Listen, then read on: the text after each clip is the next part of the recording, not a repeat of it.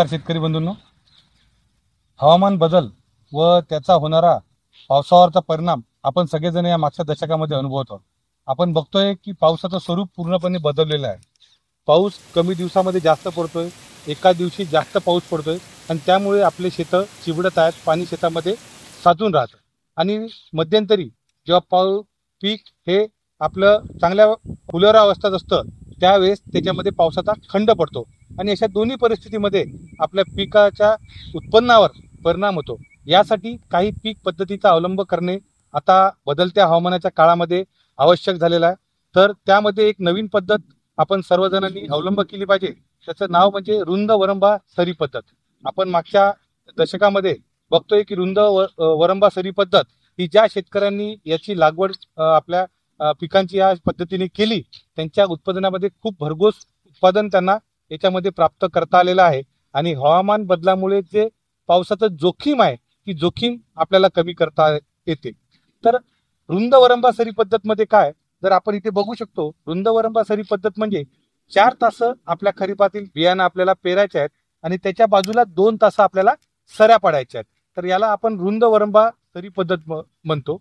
या रुंद वरंबा सरी पद्धतीमध्ये ह्या ज्या आपण सऱ्या पाडणार आहोत ह्या सऱ्यामध्ये जे पावसाचं पाणी पडणार आहे ते पावसाचं पाणी मूलस्थानी जलसंवर्धन होणार आहे. म्हणजे जिथे ते पाणी पडेल तिथेच त्याचं जमिनीमध्ये मुरून त्याचं संवर्धन होईल. म्हणजे जे कोरडवाहू शेतकरी आहे ज्यांच्या शेतामध्ये ओलिताची सोय नाही आणि ज्यांना खरीप लागवड करायची आहे त्यांनी जर या पद्धतीचा अवलंब केला तर या सरीमध्ये जे पाणी मुरत आहे ते मुरलेलं पाणी आपल्या पिकांना जेव्हा पावसाचा खंड पडतो त्यावेळेस हे पाणी त्यांना उपलब्ध होईल.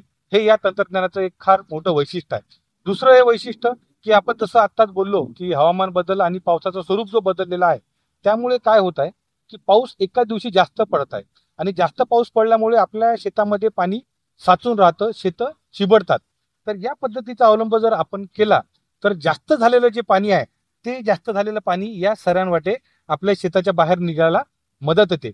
म्हणजे ज्यावेळेस पाऊस कमी असतो, पावसाचे खंड असतात त्यावेळेस पण आपल्याला या सरी कामी येतात. ज्यावेळेस पाऊस जास्त पडतो अशा वेळेस पण ह्या सऱ्यांच्या मदतीने आपण आपल्या शेतात जे जास्त झालेलं पाणी आहे ते बाहेर काढू शकतो. हे या पद्धतीचा फार मोठा फायदा आहे. तिसरं या पद्धतीचा फायदा जर आपण सांगायचं झालं तर या ज्या सऱ्या आहेत ही जी मोकळी जागा आहे या मोकळ्या जाग्यामध्ये पिकांमध्ये हवा खेळती राहते, फांद्या वाढायला मदत होते आणि जे पण आपल्याला त्या पिकामध्ये कामं करायचे, शेतामध्ये कामं करायचे जसे की फवारणी असो, स्प्रिंकलरची पाईप लावणे असो, बाकीचे जे काही कामं आपल्याला शेतामध्ये करायचे आहे ती मोकळी जागा जी आहे ती आपल्याला पिकामध्ये फिरण्यासाठी त्याची मदत होते.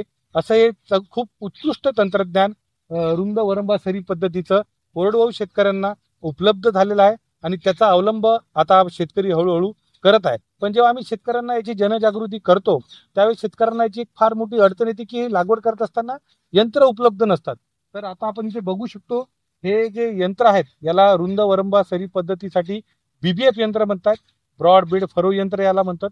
डॉक्टर पंजाबराव देशमुख कृषी विद्यापीठ अकोला यांनी तयार केलेलं, संशोधित केलेलं आणि त्यांनी शिफारस केलेलं हे यंत्र आहे. या यंत्रामध्ये आपण बघतोय 4 तास आपल्याला आपलं पीक पेरणीसाठी त्यांनी दिलेले आहेत, फाळ त्याला दिलेले आहेत आणि 2 तास हे आहेत जे जे सरी काढायचे आहेत त्याच्यासाठी त्यांनी नांगर सारखं फाळ दिलेलं आहे. हे दोन्ही साईडला सरी काढत चालतं आणि मधात बेड सारखं स्ट्रक्चर तयार होतं, त्याच्यावर आपण आपलं खरीपातलं पीक आपण पेरू शकतो. इतकं चांगलं यंत्र हे आपलं जो उपलब्ध आहे. हे यंत्र मार्केटमध्ये उपलब्ध आहे. मोकरा प्रकल्प असो कृषी विभागाचे वेगवेगळे कृषी अवजाराचे अनुदान असो त्यामध्ये हे यंत्र सबसिडीवर कमी किमतीमध्ये उपलब्ध आहे.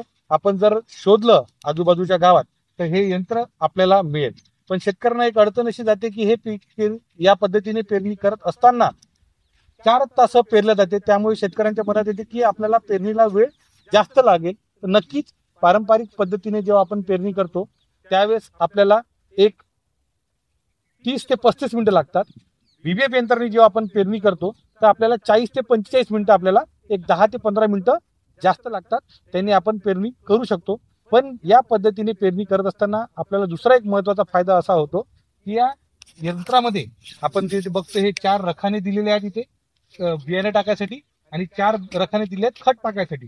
या पेरणी यंत्रामध्ये अशा चकत्या आहेत आणि या चकत्या प्रत्येक पिकाच्या वेगवेगळ्या आहेत आणि या चकत्यामध्ये हे जेव्हा पेरणी यंत्र चालतं तेव्हा एक पीक उचलून सोडत जाते. म्हणजे जसं आपण टोकन करतो तसं टोकन पद्धतीने आपण बियाणं लागल्यासारखं बी सोडत जातं.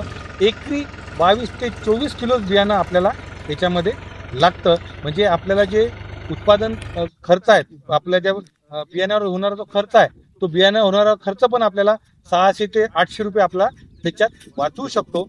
आणि हे वाचलेले पैसे जर आपण ट्रॅक्टर चालकाला दिलेत 100-200 रुपये आपण या पेरणी पद्धतीने लागवड करायसाठी जास्त ट्रॅक्टर चालकाला दिले तर तो ट्रॅक्टर चालक या पेरणी पद्धतीने आपल्याला लागवड करून देण्यासाठी तयार होईल.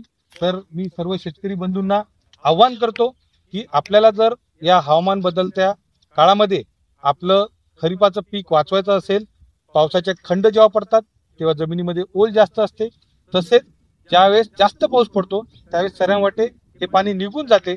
तर या पद्धतीचा आपण अवलंब करावा आणि आपलं खरीपातलं जे उत्पादन आहे त्यामध्ये भरघोस वाढ करावी.